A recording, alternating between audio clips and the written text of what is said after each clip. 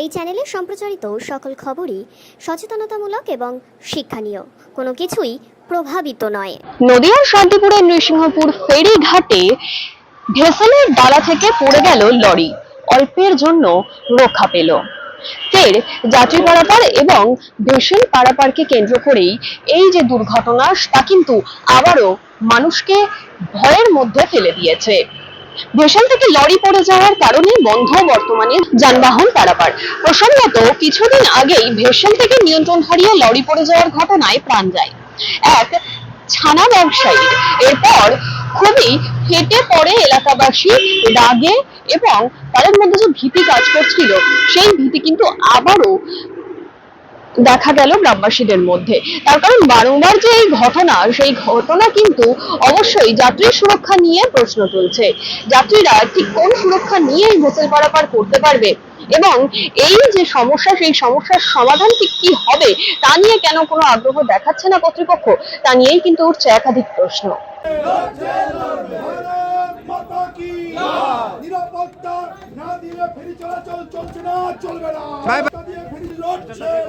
একদম এই ভেসেলের থেকে লরি পড়ে গেছে, যানবাহন পারাপার বন্ধ। আপনি তো রোগী, কোথায় যাচ্ছিলেন?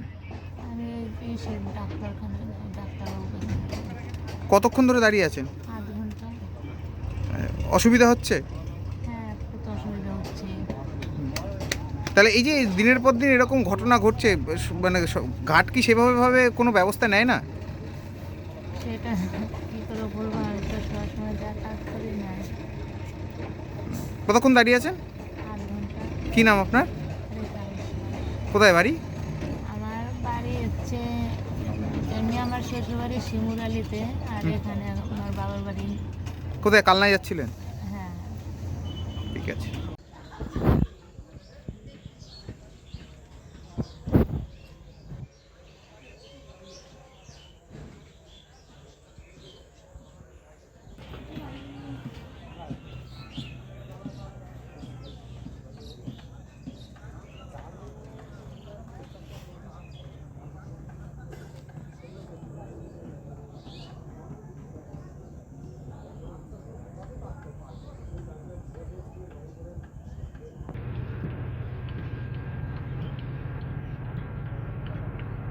যেটা জানা যাচ্ছে ভেসেলের ডালা ভেঙে গেছে এবং লরিও জলে পড়ে গেছে, কতটা অসুবিধার মধ্যে রয়েছে? হ্যাঁ, একটু অসুবিধার মধ্যে আছি, এখন পার হতে পারিনি, ঘন্টাখানিক দাঁড়িয়ে আছি।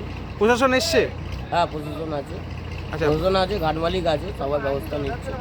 এই প্রায় দিনই এরকম বোর্ডের থেকে লরি পড়ে যাচ্ছে, এর আগেও পড়ে গেছিল, মানুষ মারা যাচ্ছে। কি মনে হচ্ছে যে যাত্রী পারাপারে কি বা যানবাহন পারাপারের জন্য কি সঠিক ব্যবস্থা নেওয়া হচ্ছে না?